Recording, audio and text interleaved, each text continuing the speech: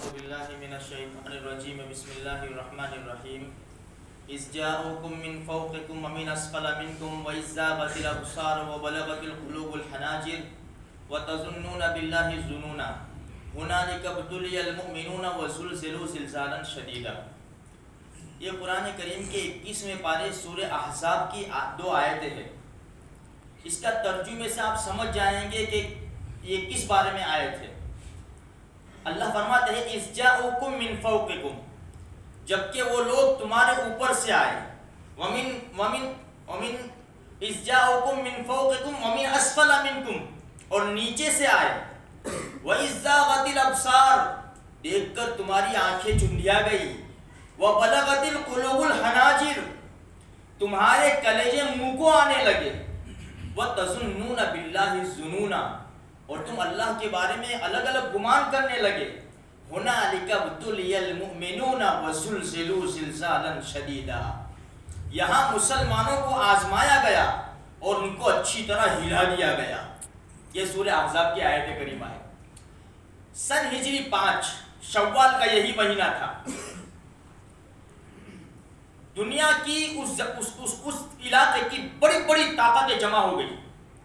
انہوں نے پورا ارادہ کر لیا کہ مدینہ کے اوپر چڑھائی کر دے وے اور اسلام کا صفایا کر دے وے۔ تقریباً 10,000 سے لے کر 14,000 کا لشکر ان لوگوں نے ترتیب دیا۔ یہ بات رحمت عالم صلی اللہ علیہ وسلم کو خبر پڑی مدینہ منورہ کے اندر۔ ہمارے نبی نے سارے صحابہ کو مشورہ کے لیے بلا لیا، کیا کریں گے؟ بڑی طاقت ہے، بہت بڑی طاقت ہے جو ہمارے اوپر حملہ کرنے آ رہی ہے، اور ایک طاقت نہیں ہے، بہت زیادہ طاقتیں مل گئی ہے اور سب مل کر حملہ کرنے آ رہے ہیں۔ صحابہ نے الگ الگ رائے دی۔ سلمان فارسی جو ایران کے تھے انہوں نے ایک رائے پیش کی کہ اللہ کے رسول صلی اللہ علیہ وسلم جب ایران کے اندر کوئی بڑی طاقت حملہ کرتی تو ایران کے بادشاہ ایک کام یہ کرتے کہ ایران کے جو سراؤنڈ وہ خندق کے کھود ڈالتے اور اس میں آگ جلا ڈالتے تاکہ دشمن آ نہ سکے۔ ہمارے نبی نے فرمایا رائے بڑی اچھی ہے، چلو اس رائے کے اوپر فیصلہ کرتے ہیں۔ ہمارے نبی نے 3.5 میل لکیر کھینچی، اشارہ کیا، 3.5 میل لمبی خندق، 5 گز گہری 5 گز چوڑی۔ یہ خندق صحابہ اکرام کو 10 کی ٹکڑی بنا دی کہ 10 آدمی اپنا اپنا کام کرے، سب کو جگہ دے دی کہ تم کو یہاں سے اتنا، تم کو یہاں سے اتنا۔ خود اللہ کے رسول صلی اللہ علیہ وسلم بھی بنفس نفس اس کام میں مشغول ہوئے، مٹی کو ادھر سے ادھر کرتے تھے۔ صحابہ فرماتے ہیں کہ اللہ کے رسول اتنے کام میں بزی تھے کہ مٹی نے آپ کے جسم اطہر کو چھپا لیا تھا۔ اچھا، جب 10 کی جماعتیں بنائی، ٹکڑیاں بنائی، تو ہر ایک ٹکڑی یہ کہنے لگی کہ سلمان ہمارے گروپ میں آ جاوے، سلمان ہمارے گروپ میں آ جاوے، کیونکہ سلمان فارسی کو پتا تھا کہ کام کس طرح کرنا ہے۔ عرب کے لوگ نہیں جانتے تھے کہ کس طرح ہمیں کام کرنا ہے۔ تو یہ بات بڑھ گئی۔ اللہ کے رسول صلی اللہ علیہ وسلم نے بڑا عجیب جملہ بولا اور سلمان فارسی رضی اللہ تعالیٰ عنہ کا مرتبہ بڑھتا چلا گیا کہ سلمان و منا، سلمان ہم سے ہے اور اہل بیت سے ہے۔ سلمان فارسی رضی اللہ تعالیٰ عنہ نے فرمایا کہ سلمان میری جماعت میں رہے گا۔ خیر، سلمان فارسی رضی، سارے صحابہ سب لگ گئے خندق کھودنے کے اندر۔ اللہ کی شان دیکھو، عمرو ابن عوف رضی اللہ تعالیٰ عنہ سلمان فارسی کے ساتھ کام کر رہے تھے، خندق کھود رہے تھے۔ ایک بڑی چٹان نکل آئی، بہت بڑی چٹان، سلمان فارسی رضی اللہ تعالیٰ عنہ کے حصے نہیں آئی۔ تقریباً 3,000 صحابہ کام کر رہے تھے، ان کے حصے میں وہ چٹان آئی۔ بہت کوشش کی، پاور کدال سب ٹوٹ گئے، کیا کریں گے؟ عمرو ابن عوف نے کہا رضی اللہ تعالیٰ عنہ، ایسا کرے تھوڑا سا کروس چلے جاوے، کروس، دیکھو ایک پوائنٹ کی بات، کروس چلے جاوے اور پھر آگے جا کے وہ حصے میں مل جائیں گے۔ لیکن دونوں صحابی نے مشورہ کیا کروس تو چلے جائیں گے، لیکن ہمارے نبی نے جو لکیر کھینچی ہے اس کے کروس تو نہیں جا سکتے نا۔ ہاں، نبی نے جو لکیر کھینچی ہے اس کے کروس اب نہیں جا سکتے۔ چلو ہم نبی کی دربار میں تشریف لے جاتے ہیں، اللہ کے رسول کے دربار میں تشریف لے گئے، اللہ کے رسول کو یہ پورا معاملہ پیش کیا. اللہ کے رسول بڑی چٹان نکل آئی, بہت کوشش کی, ہمارے اوزار ٹوٹ گئے.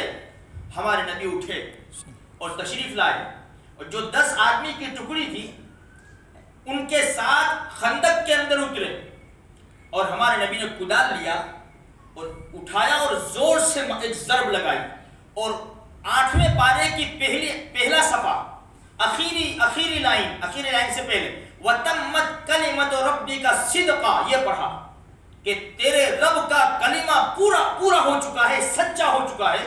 یہ ماری ضرب تو ایک حصہ ٹوٹا, پھر دوسری ضرب لگائی وَتَمَّتْ كَلِمَةُ رَبِّكَ صِدْقًا وَعَدْلًا, تو اور حصہ ٹوٹا.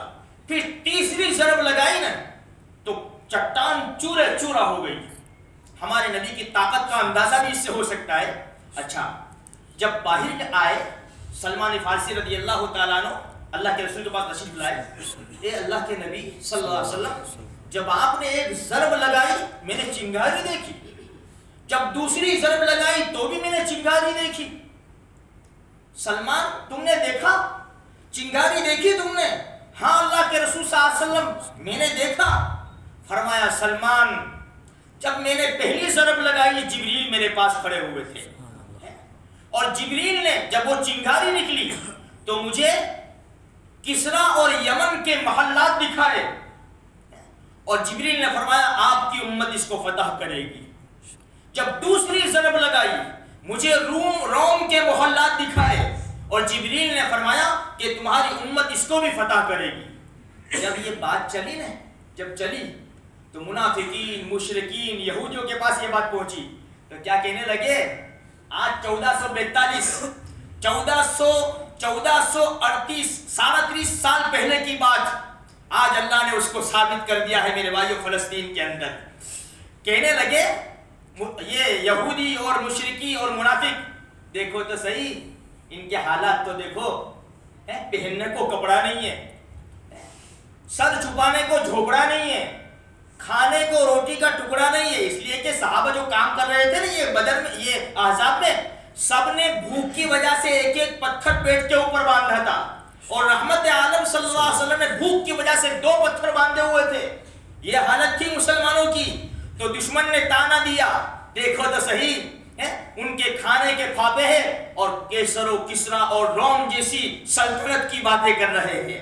ہاں آج بھی یہی بات کی دشمن نے, دیکھو تو صحیح فلسطین والے پتھروں سے لڑتے ہیں اور اسرائیل کو یعنی حملہ کر کے اس کو حاصل کرنے کی کوشش کر رہے, اس کو سر نگو کر رہے. اللہ کی ذات پہلے بھی وہی طاقت والی تھی, اللہ کی ذات آج بھی وہی طاقت والی ہے میرے بھائیو. اللہ نے جو 1400 سال پہلے بتایا تھا اسی اللہ تبارک و تعالیٰ نے آج بھی ہمیں بتا دیا ہے.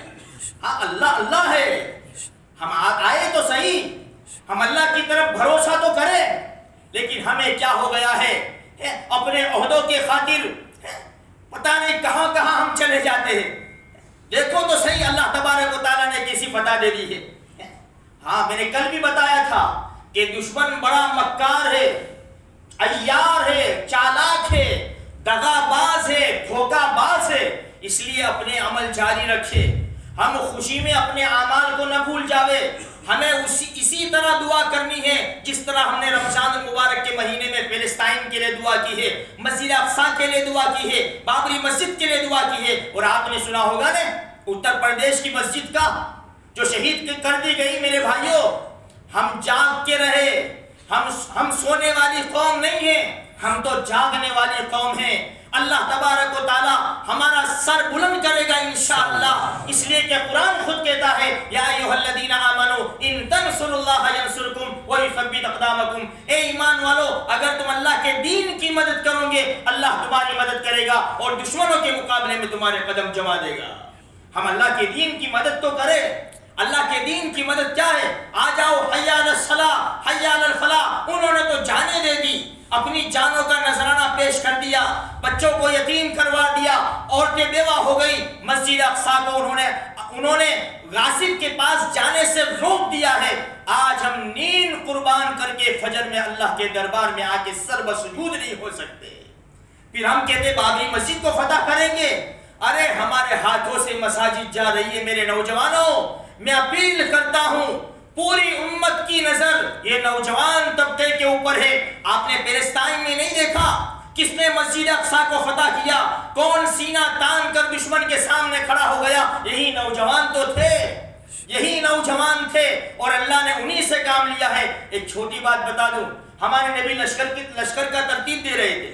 ترتیب ہے, دو بچے ہیں, یا رسول اللہ ہمیں اس طرح پنجوں کے بل کھڑے ہو گئے, پنجوں کے بل اپنے آپ کو بڑا دکھایا. یا رسول اللہ ہمیں, فرمایا دونوں میں سے ایک آ سکتا ہے. فرمایا نہیں یا رسول اللہ, فرمایا چلو کشتی کر لو. ہمارے نبی نے کشتی کرائی, جو جیت جائے گا وہ آ جائے گا. دونوں نے سمجھ لیا بھائی تیرا نمبر تو آ جائے گا, لیکن میں رہ جاؤں گا. اللہ کے رسول نے دونوں کو کشتی کرائی, دونوں کا نمبر لگ گیا, ان کے مقدر میں تھا. آج جارڈن میں نہیں دیکھا, بس میں جا رہے, ہم سفر میں جاتے ہیں نا, میں پہلے وہ شہید ہونے کے لیے میں جاؤں گا, فلسطین کی مدد کے لیے میں جاؤں گا. وہ چڑھ رہے بسوں کے اندر, ان کو پتا ہے کہ وہاں بمباری ہو رہی ہے, وہاں میزائلیں ماری جا رہی ہے, وہاں جا کر ہم اپنے بچوں کو یتیم بھی کر سکتے, عورتوں کو بیوہ بھی کر سکتے. اللہ کیسا کام لے رہا ہے میرے بھائی. اگر ہم 10 منٹ کے لیے خدا کے دربار میں نہ آئے تو ہماری زندگی کے اوپر تھو ہے.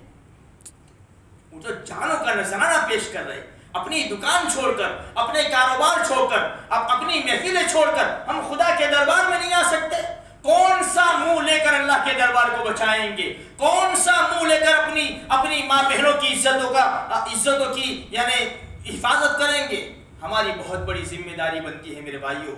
انٹرنیٹ کی لعنت کو چھوڑو, جو کام ہو اتنا استعمال کر لو, ورنہ اللہ کے قرآن کو سینے سے لگاؤ. پیارے آقا صلی اللہ علیہ وسلم کی سنتوں کو ڈھونڈ کر اپنی زندگی میں لانے کی کوشش کرو میرے بھائیوں. اللہ کے دربار میں تھوڑا سا وقت دو, چلتے پھرتے اللہ کا ذکر کرو, درود شریف پڑھو, بس یہی ہمارے ہتھیار ہے. اور دعائیں کرو, اللہ تبارک و تعالیٰ مجھے آپ کو سارے مسلمانوں کو اس کی توفیق نصیب فرمائے.